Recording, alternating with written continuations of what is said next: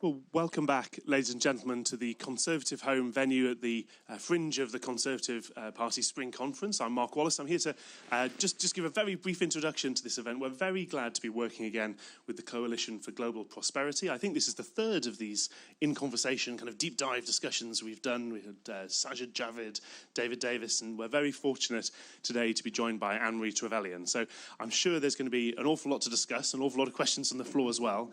So you don't want to hear any more from me, but thank you very much in the room and online for joining us, and enjoy what's about to proceed. Great, thank you very much, Mark, and thank you to everyone I'll stop playing with my microphone. Thank you everyone for being with us today. For those who aren't familiar with our work, the Coalition for Global Prosperity exists to champion the UK as an international development superpower, working alongside our fantastic diplomats and defence experts, which of course is all the more poignant at this time. And I'm absolutely delighted to be joined by Secretary of State for International Trade, Anne-Marie Trevelyan. Thank you for being with us. Thank you so much for having me. It's a pleasure to be here. It's lovely to be back in Blackpool as well. It is. So before we get into the nuts and bolts of global Britain and politics, I'm always interested whenever I meet senior politicians as to what brought you into politics in the first place. Was it something that you always planned to do at some point, or was there a point in your life when you thought, the country's on the wrong path, I need to get stuck in? That's a really fair question. So I think you're not now the first person to ask me, and I've actually thought about it really quite hard. And I first became politically aware, if that's the right way to describe it, when I was 10.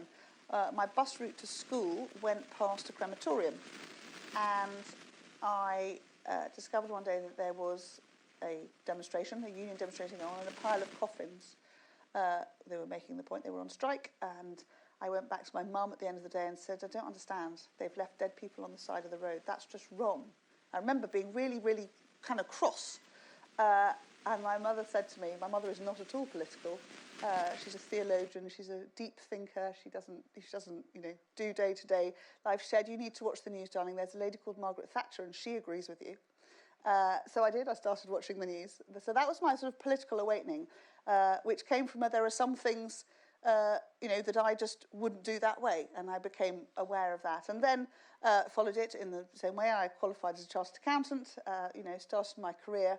But my granny was involved, as many of us have been, in delivering leaflets in her community. I would help occasionally and that sort of thing, but not in any way that I thought I could ever be engaged formally. It never occurred to me that that was something that I would have the opportunity or indeed the skill set to do. So I was always politically interested, and when I was in Oxford studying, I became great friends with Michael Gove, who remains to this day a great friend. And when David Cameron became leader of the party after the 2005 election, I got a text from Michael. So I was living up in the northeast, married with 2 small children, running 2 businesses, and I got a text from him saying, it's our generation's turn now, Anne-Marie, you've got to get stuck in. And I said, Michael, I'm in the northeast, which is all red. I've got 2 kids, 2 businesses, a family. What are you talking about? No, you have to put yourself forward. We need people like you. You sort of don't say no to Michael. I mean, he's just like that. So I thought, well, all right, it would be an extraordinary thing to represent my community, but I don't for a moment suppose it's possible.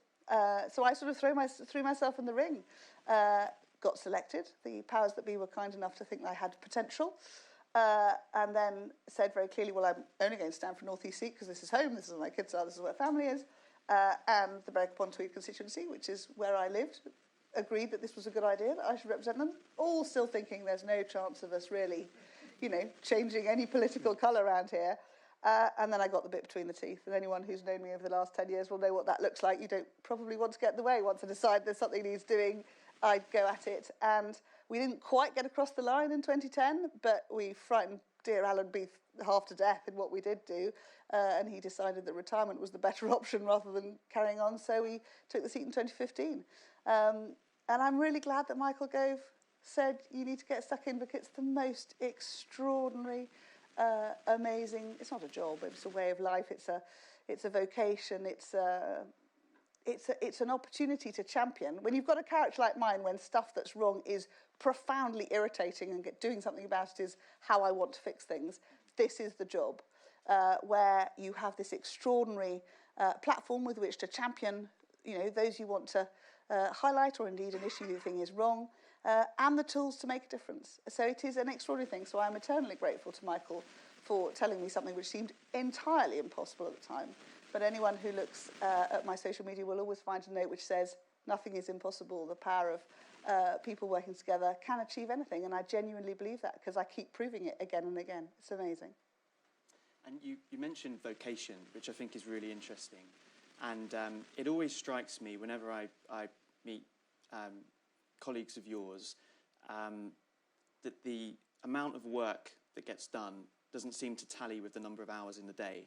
And I'm curious, particularly in your case, because I've been to your constituency, and it's even for a southerner like me, it's very far north, and that's as good as my geography is, and your job, of course, involves lots of international travel. So I'd be interested to know how you juggle the role of a constituency MP, cabinet position, presumably making time for friends and family, making time to think, which I'm sure we sort of take for granted, but is really important. How do you achieve work-life balance, or is that just a silly idea? Well, when you do something which is a vocation, it pervades everything you do. So that's, I think, stage one. But just to correct your geography, Berwick's smack in the middle of the United Kingdom. You're just at the bottom, just so you know, just so we've got that clear. Okay, Berwick's right in the middle, fantastic centre of the UK, basically, slightly further north. There are some really logistical challenges to being an MP, full stop. You live in two places, which is not an easy thing to do. It requires a lot of logistics, a lot of support, and willingness to, manage around you as the MP from family and friends. And it is very much a commitment by all to do that. And that's something, my kids are incredibly resilient and, will text and say, are you free? In fact, I just had a text and I was like, well, give me 10 minutes. Now, as a mum, that's quite frustrating. You always want to be able to care. I don't know how those with small children manage. I think they are extraordinary people because, the demands of young family life are continuous in a way that older children are not. So I think there is an extraordinary challenge there. But it's something that everyone, around me supports. And that's really empowering. My mum will say, goodness me, darling, you were very brave. She'll say this later. She'll say, oh, I saw you being interviewed. Gosh, you were brave answering that question. I don't think of it as bravery. I'm just being me. But I couldn't do it if I didn't know that, those around me are right behind me, cheering me on. So I think that's a really important part of being able to do this job really well. But I think really, I'm sure many of you have heard this. William Hague used to tell, I'm sure he still does tell this story. He was at UNGA, the UN General Assembly in New York one day, and it was a Thursday, and he said, well, I'm going to have to go, I won't be here tomorrow. And they said, but, this is an international discussion. He'd been there all week. I have to get back to my constituency. And they said, well, what is your constituency? Because, of course, so many ministers across the world aren't actually, also elected members. And he explained that in the north of England, he had this constituency, Richmond. I challenged him as the most beautiful, but, and a wonderful constituency. And he had to get back. And they said, well, can't they see next week? No, I have to go back. They are the most important part of my political world. They are the reason I am here, the reason why I'm able to be the Foreign Secretary at UNGA, doing what I do. Without the citizens of Richmond, I am not here. And they didn't understand. And sometimes he adds the story saying, I had a 12 o'clock with the Women's Institute. Clearly, you're not going to argue with them. And I just love that. I have several women's institutes, and absolutely, they are always the most important. Because at the heart of what we do is being the voice, the champion, the doughty defender of, in my case, 72,000 people across 1,000 square miles in a part of the country that a lot of you think is a long way away from everywhere else, which is not. It's right in the middle. But they are my roots. They are my political roots. Without them, I'm just someone else talking about political issues that I think are important. As their representative, they chose me that's always the centre of my world. So wherever I am, every speech I make, you'll always get a shout out for Berwick, because they are the heart of what I do. I have this extraordinary honour and responsibility of making sure that Rothbury First School has what it needs, that Berwick Cricket Club can, do what it needs to do through COVID regulations. The weird and wonderful tiny minutiae of daily life are as important as making sure that as I do a trade deal, I know that my businesses will be able to trade more easily, more cheaply, with wider reach with country X, Y, or Z. So at every level, my political existence is both dependent on, but also the reason why I do everything else, because that cohort of citizens of our planet have invited me and sent me to Westminster to be their voice. So in that sense, it's very easy, because they're the core, they're the reason. The frustration is that I don't get home to see them as much as I would with this particular role, because obviously, like all the sort of the four foreign, outward-facing, people sitting in the cabinet, we are out there championing the UK. So we aren't at home as much, and that's challenging. I have an amazing parliamentary team who look after the day-to-day. Keep an eye on the inbox. When we had this massive Storm Arwen before Christmas, and Northumberland was very badly damaged. I couldn't deal, day to day with issues. I was abroad, just before it hit. I got back, found that I also had no power at home for 6 days. We were all existing in this awfulness. What I could do was pick a proper fight with the CEO, bless him, who's got very used to me now, and drive forwards what was needed at a really high level. And my team picked up all the logistics on the ground.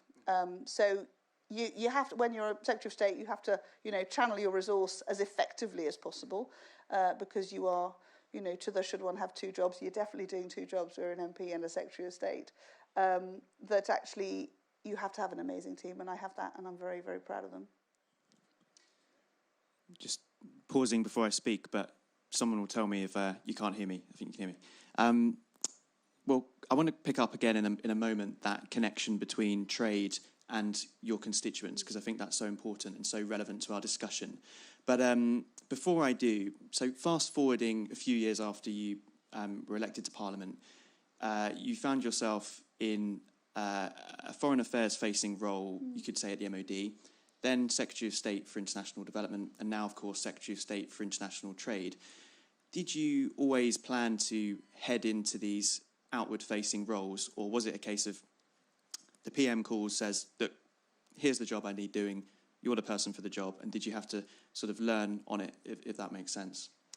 It's a really good question, and actually I pondered it, well, I'll tell you in a minute, when we got to my present role. So the Prime Minister asked me to take on the role of defence procurement when he became Prime Minister. It was an area that I'd done a huge amount of work on as a backbench MP through the Public Accounts Committee, and a number of issues, and I'd championed the Armed Forces Covenant. So I had accidentally, is the only way I can describe it, fallen into that. When I arrived as a new MP, I've got an RAF base in my constituency. It's one that quietly does all sorts of really, really important stuff that nobody's ever heard of. And I didn't really know what they did until I became the MP, and I was allowed to go and visit. And I discovered this extraordinary cohort of young men and women who defend our airspace. And so I felt I wanted to understand more about how our military family and that whole part of what, our first responsibility of government is, which is to keep our citizens safe. So I got involved in a number of areas, and on the Public Accounts Committee, Meg Hillier, who is the chair, who I'm a great fan of, cross-party working definitely with Meg, she said, well, you're interested, it's your thing, tell you what, you take the brief, you're new here. She was sort of trying to train me, I was like her apprentice, I could feel it. And it's the most extraordinary area, it's vast, we spend over £40 million a year, it's a really big department, and it's incredibly complex, as you can imagine. So it was fascinating, I got very involved in it. So when Boris became Prime Minister, I was sort of well known for being someone who felt there was more that we could do better in a number of areas. So he basically said, well, here you go, crack on, see what you can do. So I began my ministerial career in that military space, which of course, particularly in defence procurement, is all about exports and kit and those global networks of infrastructure. So I had, by default, landed in what was an outward-facing and global department. I speak fluent French, and I have family all across the world. So I think of the world in a very family way anyway. So I was very comfortable in that space. And then he asked me to take on international development, similarly. And that was an area I'd done quite a lot of personally in some of those spaces. And we, both of us, very, very keen to champion the 12 years of education for girls. So that was my, sort of central focus of what we wanted to try and do, and really slightly rejig the way international development had been run across government. It had become slightly too separated from government direction. It had become it's almost like an agency. So we wanted to really bring it back in.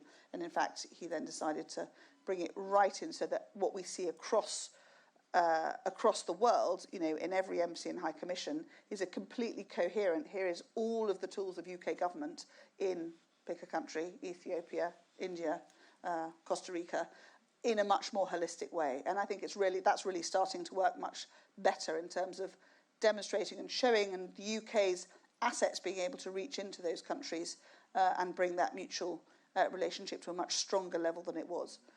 So that put me, I suppose, at that point into you're one of the ministers who does kind of global stuff rather than domestic. So in that sense, it was accidental. And then last year, he asked me. He seems to give me specific jobs. Could you just go and make that thing happen, AM? That seems to be how my political career with Boris goes. Was could you deliver the net zero strategy? So I went in as the energy minister, which of course was a UK facing. This was about looking about how we transition the whole of the UK's energy and climate challenge needs to net zero. But at the same time, I took on this role as part of the COP presidency as the international champion for adaptation resilience. So I was both working out how we can completely change the way we live our lives in the UK to meet the net zero challenge, and driving forwards what is a genuinely world-leading framework to do it, underwritten by the fact that the Climate Change Committee, as our sort of auditor for the nation, has been helping us to think about this for some 10 years, alongside being out across the world. I think Alok Sharma and I were the only two people pretty much travelling last year because of the COP26 presidency, visiting countries to help them to think about how they could make those changes. So I had this extraordinary, anyone would think they'd thought about it, how you do it in the UK, going out and telling the rest of the world, well, we're doing it, it's really hard, but we're doing it, you can do it too. Have faith, be brave, we will help you.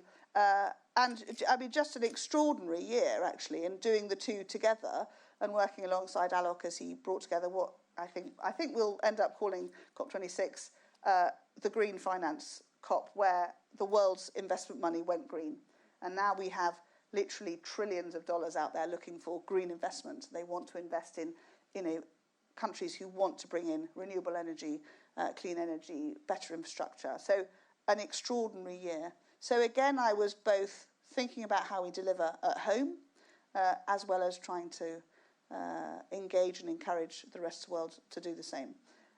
And from there into the trade piece, which, as I say, anyone think we thought about it, my key focuses are green trade, military exports, and all that goes with supporting, and gosh, we're seeing it now, supporting countries who want to be able to have the tools of defence, at their own disposal, and growing our UK export markets. We have some of the most incredible entrepreneurial businesses in the UK, and making sure that they're maximising their export opportunity. We just haven't done that. We're still trying to really get to the crux of why it is that we don't have the quantum of export that clearly we could have. Statistically, 1 in 7 businesses could export right now that just don't. Amazing. We have the networks we could help them with, and we haven't. So that's a key part of it. So where we have the tools that we do, DIT, we talk about free trade agreements a lot. That's kind of a tool that we're building for businesses.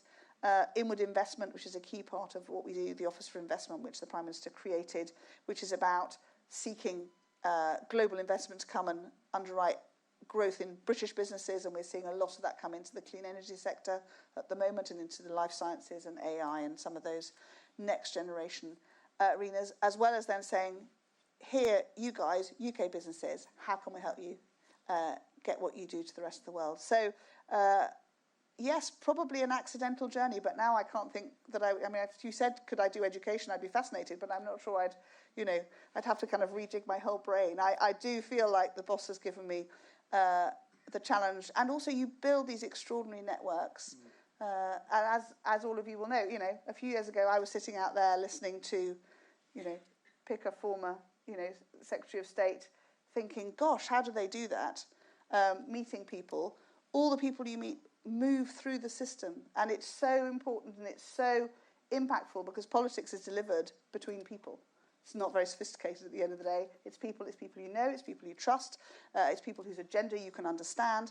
So, someone who, well, in fact, there was someone who was a junior minister in another country who I met early on as the energy minister last year, is now, through a government change in his country, very senior, and I've been able to have some really good conversations with him, and we're making some really good progress in some clean energy projects. And you're like, that's amazing. It's all about people. So the journey that you make, whatever that political journey is, those that you come across, that you work with, that you build those trusting relationships with, are critical. And when, in the same way that, President Zelensky phones Boris, very regularly, that's a relationship, that's just a human relationship. From that comes the ability to use the tools at our disposal as politicians for good, to try and support a country in incredible crisis and an outrageous situation, having been invaded. But actually, those relationships work. The support happens because people know each other, and you've built those relationships over a number of years as you work your way through the political family and the systems. But it is, I always think it's extraordinary. As I've sat out in the audience over 25 years. I would never in a million years have thought I'd be sitting here in this role, but it's grown. And as you build those relationships, and trust is so important, because with that, you're dealing with, a colleague in country X who has the same values and wants to achieve a positive goal for their citizens. We want to do it for ours. But without that, you couldn't make progress. So those are the really important roles. So yes, through this military development trade role, I hope that I'm now able to really, get out there and champion our amazing country. And I'd love to ask you a bit more about that, and particularly the relationships with people, because it's so interesting, and I think we can get lost in policies and all sorts of things. But as you say, it's the networks that matter.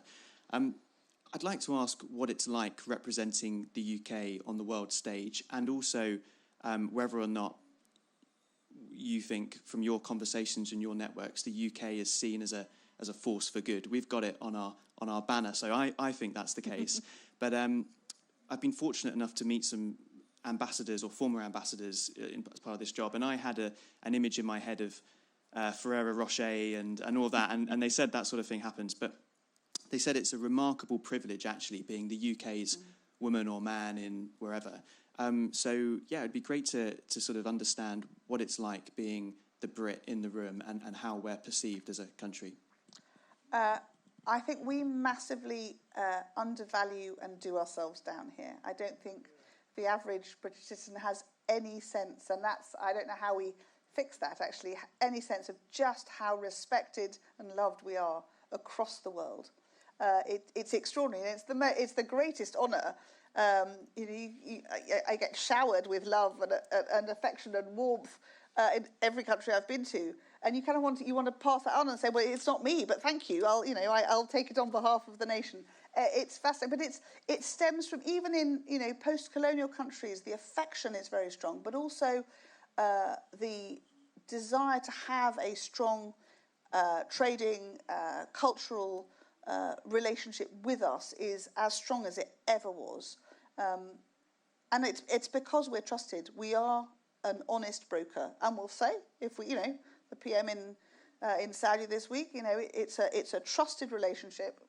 Won't have stopped him for a moment saying how cross he is with some of their human rights activities, but that's okay, and that's respect, and it doesn't stop the relationship and the issues of the day that need sorting out. I've been genuinely amazed and really heartened by the warmth in which we are welcomed everywhere. What we need to do is find a way to understand that better. It's not a matter of arrogance, aren't we amazing, we're the UK. why are we so respected and loved? It's because we do things right. Actually, it's really simple. We do things right. Our values are sound, and they go right the way through. You prod any of us, and actually, those British values, that sense of fair play, that sense of honour, that sense of respect, that sense of encouragement and appreciation of diversity is genuine, and it's right through, and it is seen with amazement and awe from across the world. From the US to Indonesia, from New Zealand to Trinidad and Tobago, where I was last year. I was fascinated. I was in the midst of a mangrove forest, as you are. One of the coolest places. If you ever get to go into a mangrove forest, go. Just extraordinary. You go on a little boat, and there are these vast trees with all these legs, extraordinary, in which sit snakes peering at you. A little bit worrying.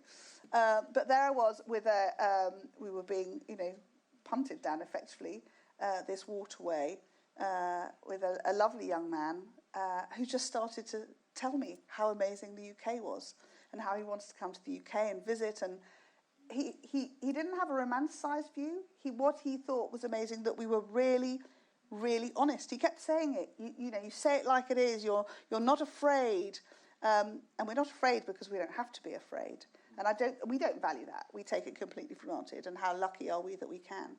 But it is extraordinary wherever you go, and we need to be out there much more, because those countries who want to be part of the free trading world, who want to be making sure the democracies are robust and that they work, and that those rights that come with democratic systems and freedoms are embedding in the way that they see ours. And yes, it's the greatest honour and pleasure to turn up anywhere as you sort of feel like you're wearing a Union Jack dress, and everyone just goes, "Oh, it's the UK, hello," and you're like, "Hello," it's just lovely. It's just lovely. I wish I could harness it better and bring it back. But you see it in trade, you see it through the cultural links. It's very powerful. And I think one of the areas, and we're very keen on working very closely with Nadeem Zahawi on it, is to make sure that our education systems and our certification systems that we take out to the world through our trade routes grow, because that's something that helps countries to embed, from their young ones through what are our ways of thinking, those open ways of thinking, where critical thought is not only accepted but encouraged, is something that I think those are tools that for the long term we need to continue to build. But it's the best job in government. I basically get out there and get to champion the UK, and what's not to like. So thinking more about trade and also the soft power aspect of the UK's offer, and also given your previous cabinet position, to what extent can international development support the international trade agenda? Because we sort of assume that the two go hand in hand to some extent, but is that the case? And if it's not, what more can we do to make it so? So I think there is more than we can do, and we're working on a number of things, which I can't tell you about yet, but you'll be hopefully pleased to hear about in the months that are coming, to do exactly that. So we talk about trade for good, and actually in bringing what was DFID into the old Foreign Office and creating FCDO, we've been able to embed that and think in a much more, as I say, holistic way in country about those. So I have trade advisors across the world, DIT trade advisors, who are dealing with, getting to know the businesses in the mayors and understanding where their infrastructure investments are, and bringing UK business in, and also helping those countries to export to the UK. But those networks can and should be much tighter. So it's a sort of classic case. I was in Malawi last year, where 11% of the population are on the grid. So 89% of the country is not connected to mains electricity. It's the third poorest country in the world. That's get your head around that. So basically, nobody except those living in the main cities, the richest people living in the main cities, and a few businesses have mains electricity. How is that possible in 2021? So we're very keen to bring more electricity down. Clearly, as there isn't much, fantastic opportunity for it to be clean energy. You're starting at the next generation of investment. And I was there to support a UK-Dutch social enterprise that had decided to take on this challenge and built a 40-acre solar farm. Phenomenal. That's a lot of solar when you look at it all in one go. And they'd picked an area about 3 or 4 miles outside Blantyre, and they had taken 700 local people who were almost entirely uneducated, just farming, just their little patch of land, educated them, trained them, 700 people to become engineers. Extraordinary effort. And they built this solar farm. And they'd built the connections to the grid. One of the reasons I was there was to help negotiate to contract it to could plug into the grid, because issues with, government management. An extraordinary effort. That should be completely normal and that should be easy. And there are so many challenges in terms of, the sort of market access barriers doesn't politely describe it, but the difficulties of moving goods in and out, the government's just lack of tools and governance to be able to help make these things grow. So we can do much more, and these countries want it to be the UK. We have been off the scene, I think, for too long. China has come in and done a lot of this, but they don't stay. So they come and provide you with some cheap goods and some cheap infrastructure, but there isn't the sort of continuity of care, if you like, the through life service, whatever you want to call it. And so these countries still don't have the resilient frameworks and growing both their education and their governance systems. So there's a huge piece of work for the UK to do, and that's something that Liz and I are working really closely on, and think about how through trade and why it is that inward investment will go to a country, the opportunities for British businesses to bring both, infrastructure skills, we're world class in those areas, but also so much more that sits behind that, like this British Dutch enterprise, which was about education, which was about a long-term commitment. So having educated 700 people who'd lived in subsistence wages before to suddenly have engineers' wages, there's a whole series of issues there. You want to buy the new phone every week rather than buy some land and make sure your family has a next generation. So they're staying for 20 years as part of their commitment to help these communities to really grow. And I have no doubt if I go back in 10 years' time, we'll see small factories, we'll see all sorts of the added value that you get once the infrastructure comes in. And that's where the UK brings huge opportunities. So we're going to be doing more, and we can do that in these the poorest countries that need the biggest leg up. I'm all about, giving tools. I'm a Tory, I'm a Tory to my boots. I don't want to just keep giving you cash to feed you. I just want to give you the tools so you can do it and I can go away. That is absolutely how I think as the UK we do it best. We built all the Indian railways in, the 1870s, and then, so there you go, have railways. I mean, give the tools, build the tools. We're brilliant at doing all of those things, but what we need to be trying to achieve through thinking about development is what that is. It's development and then stepping away. And then we maintain what we do in terms of also extraordinary world-class work in humanitarian aid in crisis situations where we bring a multiplicity of skills and investment as well. But Liz and I are really keen to push forwards what trade for good means, which is helping to get the infrastructure. So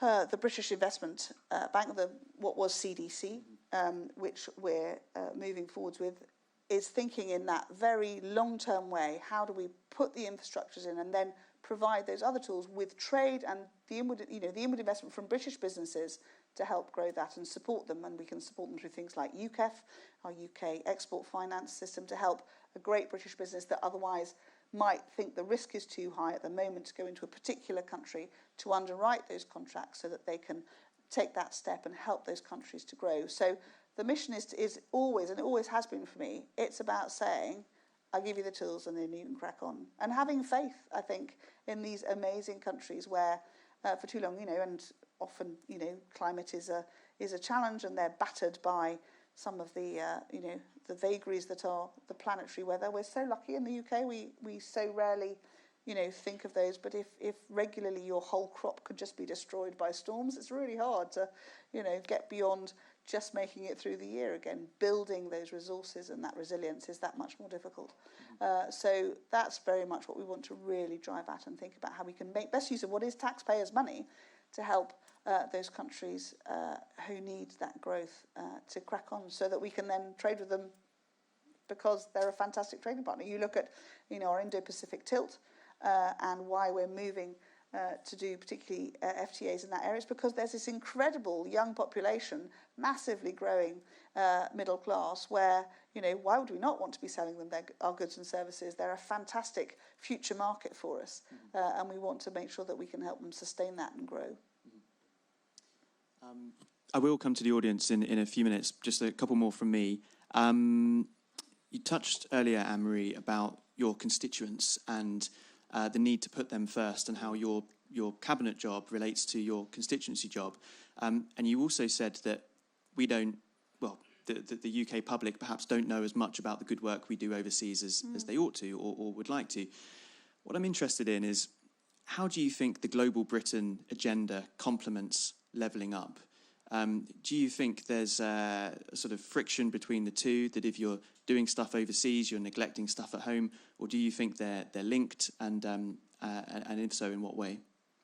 So they're completely linked. It's a complete holistic network, as is everything, really. So whilst we're the Department for International Trade, we're really the Department for International Trade and Investment. So that would be even longer. That's why, it would be DITI, wouldn't it? That would be a bit odd now. That wouldn't work. That definitely wouldn't work. We'll stick with DIT. But the investments that flow, both where UK businesses invest abroad, but foreign investors come into the UK, and we have the second largest inward investment in the world after the US, is that actually what we are seeing is inward investment into, let's say, for instance, the Seawind factory on Teesside, which is going to help grow our manufacturing for offshore wind blade manufacturing. Fantastic. That's inward investment into our patch, helping level up, provide training and amazing high-quality jobs on Teesside for the next 30 years. There, they will be part of the programme for our offshore wind programme, but also they'll export to other parts of the world and be part of the Global Britain challenge, in this case, of helping to build clean energy across the planet. So it's a flow of both. So levelling up, and I think we were talking about this yesterday, there's an interesting challenge. The sense is that it's in the north. And clearly there are big areas of the north where those industrial heartlands from Victorian era through to sort of post-industrial era have been waiting for the next generation of investment is coming in. But it's in all sorts of places, because levelling up is about really re-energising pride in place and thinking within your own community, if it feels like it's stagnated or it hasn't found its new generation, to help use the tools available to do that. And key to that, clearly, is business, and a high-paid job is a better way to help you live proudly and be able to spend your money in your local community and help it grow, is a key part of that. The inward investment that we see from other businesses coming in, and also the investment, the within investment. We don't have a name for this, actually. We need to come up with it. So, British company invests somewhere else in the UK, investment helps to grow that. Part of the challenge is, and the Prime Minister and Michael Gove speak about it a lot, it's finding, giving everyone the opportunity to find their full potential. And that requires two things. It requires the education systems to be as good as they can be everywhere. But you're motivated to do that either because, you've got pushy middle-class parents and you're lucky enough that they're going to, encourage you to find a career, go to university, whatever it is, or indeed because around you can see great opportunities. So it's been fantastic, for instance, to see what is inward investment into Blythe in Northumberland for British Volt, which is going to be a gigafactory, probably one of the 4 that the UK is going to have. Blythe is the most wonderful community. It's a port town. It's had amazing history over the year. Of course, it had a very big part in our coal exporting history, and it's kind of been, down at heel a bit for a while. This is bringing not only an enormous factory with great jobs, but it's drawing a whole new perspective on opportunity locally. There's no sense that if you want a great job, you've got to go to Newcastle, or you've got to go to London, or, you know, even to Edinburgh. There's just no, there's like, it's here. I can do all sorts of things. There's going to be this amazing business with all sorts of new opportunities. So driving investment to places where at the moment it might seem difficult, and requires the openness and real foresight of those business leaders willing to take risks in the same way that you might go and invest in Malawi. That's quite a risk, because you could just as easily go to Saudi and do a much easier project there. It's that extraordinary key element to success, which is businessmen and women willing to take risk, to try something new, to put their own capital as well as other people's, if it's inward investment, on the line to create. And in creating, we afford the opportunity for a community to level up. So we are very keen. This needs to come from communities. It needs to come from sectors. You know, where do you want your next life sciences sector, you know, corridor, whatever shape it is, to be? It won't be within a council area. It'll probably be between two big universities where you're creating.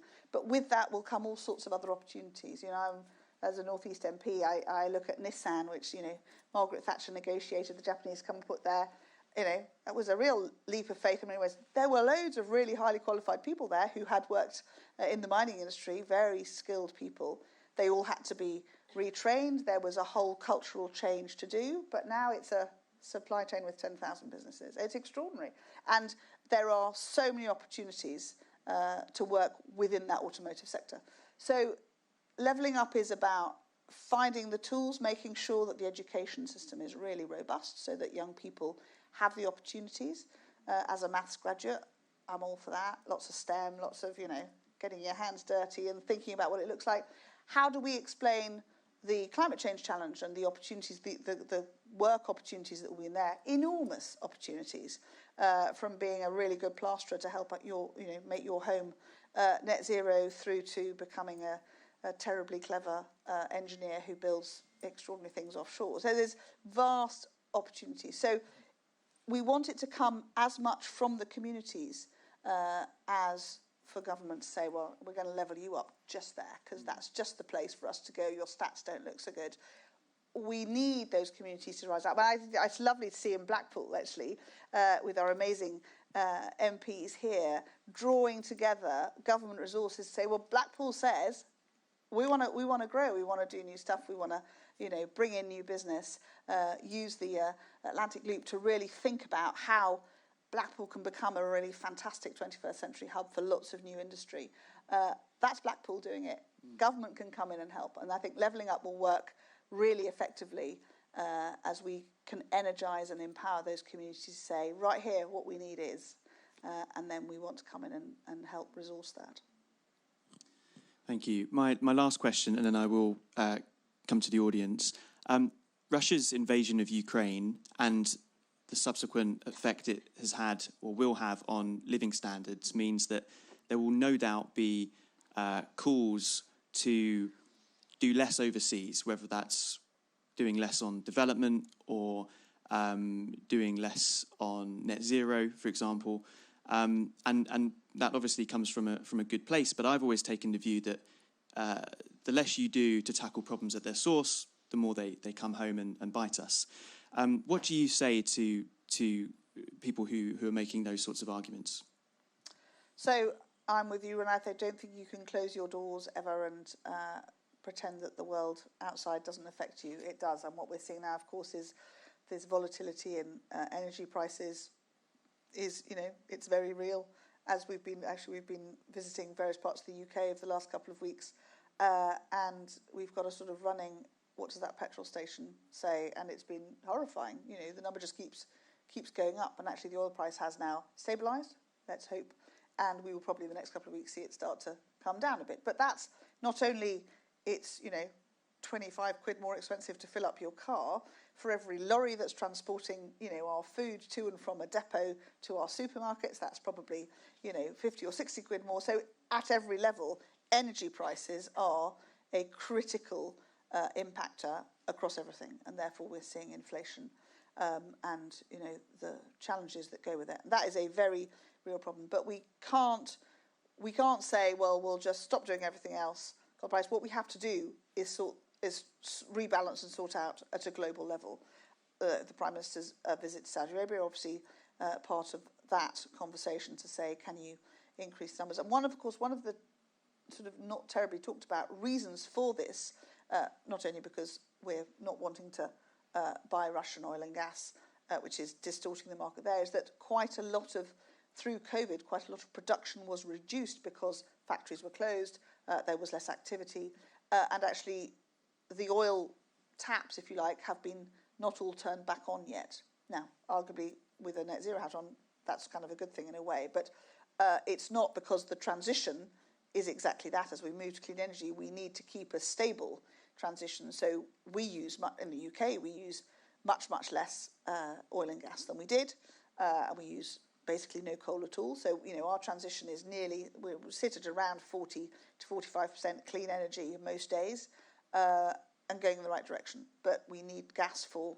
20 to 30 years more, whilst we transition to more nuclear and more clean energy. So there's those journeys, but every other country has the same challenge. What we have to do is try and work as a global family to both stabilise the oil price, precisely because those impacts are very dramatic, but also to help think about how we invest more quickly in both clean and renewable energy, but also in being more resilient. So, a lot of our gas that we import comes from Norway, a very long-term, absolutely steady ally. That's a really sound relationship. You don't ever want to close your walls and say we will only be completely self-sufficient, because you end up in the North Korea model where you just lose value everywhere.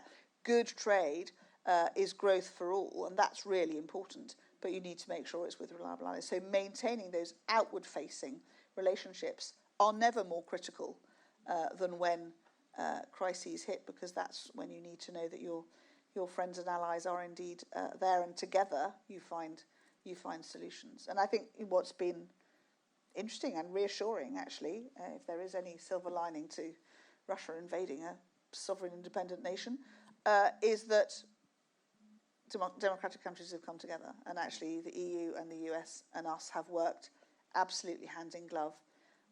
And it's hard for some countries in each of the constituent things that we've done. For different countries, there are different impacts. For some of the sanctions that we've brought in, I brought in this week the luxury goods ban.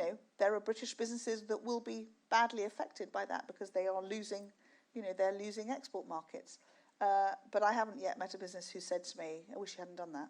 Because actually, when it comes to it, we all are completely in agreement that if you try and take democracy away, then we're going into a terrible, terrible pit. So that is what we will all stand to defend together. So I think we must never look inwards. Looking outwards is always, and the UK is very good at that. I think it's because maybe we're an island, and we hold. I'm very proudly we hold the time. We are the centre of time, which I always think is rather cool. But it's a very real issue from a trading perspective onwards, and we have with that a responsibility to be that honest broker across the world, and to help where there are difficult decisions for countries to work together to find solutions. Thank you very much. We've got about just under 10 minutes. Yes, Anthony, and then gentleman at the back. I think if we take 3 at a time, and then Chris standing up. I've got a rubbish voice, sorry. My question, I'm going to ask you a question. In light of it being International Women's Month, we've had 2 women prime ministers, 2 women foreign secretaries. Now we're to our second DIT Secretary of State. And Britain has reached 40% of women on FTSE 250 board level. Countries like Sweden that chose quotas only reached 8%. In light of what the Department for International Trade does, export of services, could you give an update or a scope on how education for women and girls is being exported as a force for good? So absolutely, and I think you're completely right. It is. I'm always fascinated, and we saw this through COVID. we set, an encouraging marker, but we don't, demand. And actually, that is the more effective carrot, I think, in terms of encouraging businesses to do that. We've seen that through, the Net Zero Challenge, which is we're asking all businesses to look at their supply chains and to go net zero by 2050. And, we're not mandating. I mean, if you don't, you'll probably get taxed more, but it's, that's the challenge. We seem to have the right model that encourages, we asked people to stay at home through COVID, and they did. We didn't lock them all up. We didn't find them every time they stepped outside the door. That is the way that we know works best for our citizens. So in terms of encouraging businesses to bring more women into senior positions, we've seen that too. There's more to do, I would say. At least 50-50 would be a start. But we're going absolutely in the right direction. But we need exactly that to take that women's empowerment from education right through. And part of the work that we do with our FTAs, with our free trade agreements, is we've got a women's empowerment chapter, if you like, in it. So it doesn't mandate we'll only trade with you, if you change your statistics and all that sort of stuff. But what it says is we want to work with you to help you to move into a position where you maximise the use of all your human capital. Why would you not make sure you educate and have 100% of your human capital available to help your country to grow? And, I mean, clearly with Australia and New Zealand, we are, like-minded allies, and we've set that out there. But it's really interesting because that's, as far as we're concerned, a sort of base load of what all our free trade agreements will have. We expect you to want to work with us on this. And so far, so good. No one said absolutely not, so that's good. We're going in the right direction. And it will be different with every nation. Every trade agreement that we negotiate is unique to the bilateral relationship. But exactly that. So through the work that we do in development that Helen Grant is leading in women's education from a development perspective, through to how we make sure that the international education certificates that Nadeem Zahawi's team at DFE are doing, we want to make sure that we are genuinely pushing that out from a school education level up. Because we know that, you empower them at the age of 10, and by the time they're 30, they, are driving to a different conclusion. So we're working at a number of levels, but key probably from DIT's perspective is that we are embedding in our free trade agreements a women's empowerment chapter so that it feeds to every part of our trading activity. And our UK businesses that are going abroad, of course, have, amazing women, getting out there and demonstrating why that human capital is so valuable. Sir, at the back in the middle.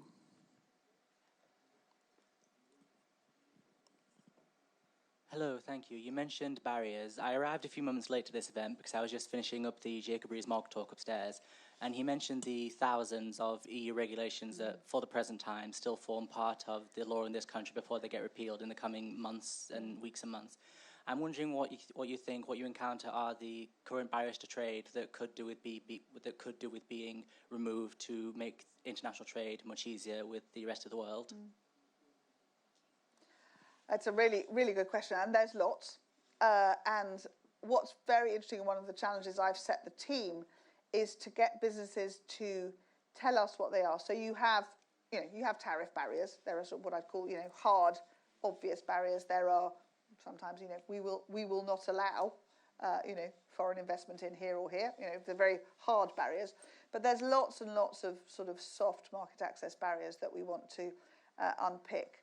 And they come in all different shapes and sizes. But so this week we've just negotiated pork exports from the UK into Chile.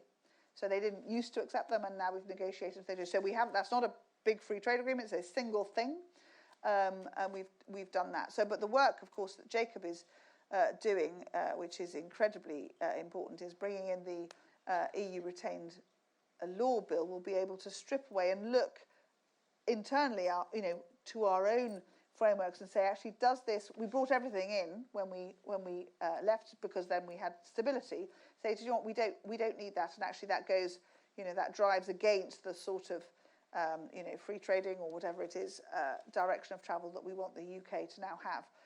And we've challenged all departments and indeed again businesses and others who live by our existing rules to say, this thing is just clogging up the system. Can we get rid of it? And I think the Attorney General said the other day, I think we've got a list of 800 so far, but she reckons there's probably many more that haven't, bubbled up. Those are probably the easy and obvious ones that we want to get rid of. So I think there's going to be a lot of work to do, but in the same way that we are working when we work with other countries to say, can we unlock this market access barrier? We want to make sure that we do that at home to make it easier for businesses in the UK to trade with less burden. So, Jacob's got a big job on his hands, but I think he probably is possibly the best man on the planet to do it for us. Lady in red here, and then if there's time, I'll come to Chris. Thank you. Sophie de Schwartzberg-Gunther. I just wondered if you could speak about the British Council, because they do amazing work, and I think not enough people know about it and what you see the future evolution of the British Council with DIT might be.